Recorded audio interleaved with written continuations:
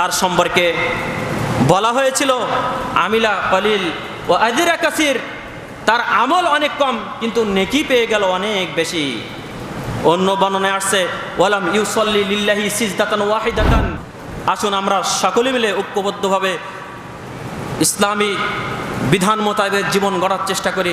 আল্লাহ সেই তৌফিক দান করুন, আল্লাহুম্মা আমিন।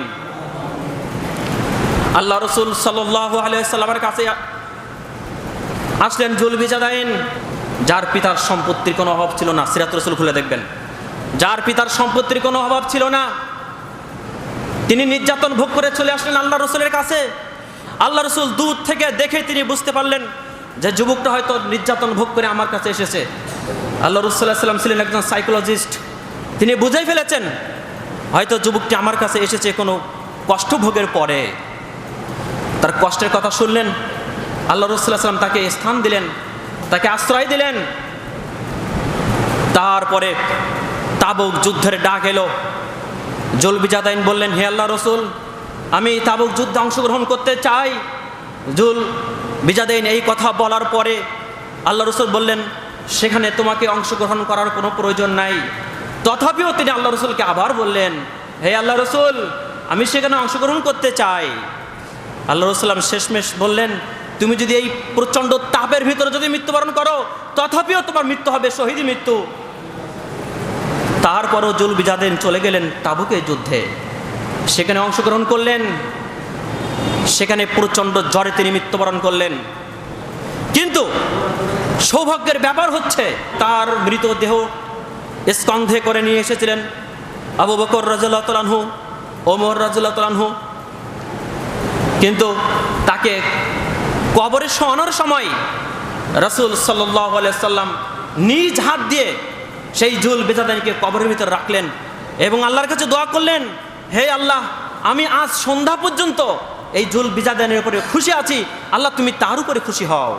সুবহানাল্লাহ। আল্লাহ রসুল যার জন্য দোয়া করেন তার জন্য আর কিছু প্রয়োজন আছে নাকি?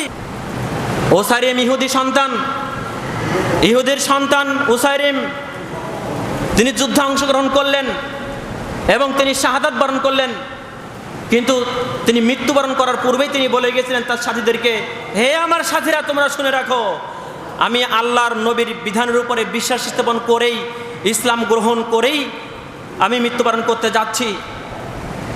রসুল সাল্লাল্লাহু আলাইহি ওয়াসাল্লাম যখন ওসাইরিমকে দেখলেন, আল্লাহ রসুল বললেন, এ তো ইহুদির সন্তান, এই এখানে কেন? সাথে থাকা সাহাবীরা বললেন, হে আল্লাহ রসুল, তিনি আপনার বিধানের উপরে বিশ্বাস স্থাপন করেই তিনি মৃত্যুবরণ করেছেন। আল্লাহ রসুল সাল্লাল্লাহু আলাইহি ওয়াসাল্লাম বললেন, যদি তোমাদের কথা সত্য হয়, যদি ওসাইরিমের কথা সত্য হয়, তবে তোমরা শুনে রাখো, সে জান্নাতি। সুবহানাল্লাহ। তার সম্পর্কে বলা হয়েছিল আমিলা কলিল ও আজরা কাসির, তার আমল অনেক কম কিন্তু নেকি পেয়ে গেল অনেক বেশি।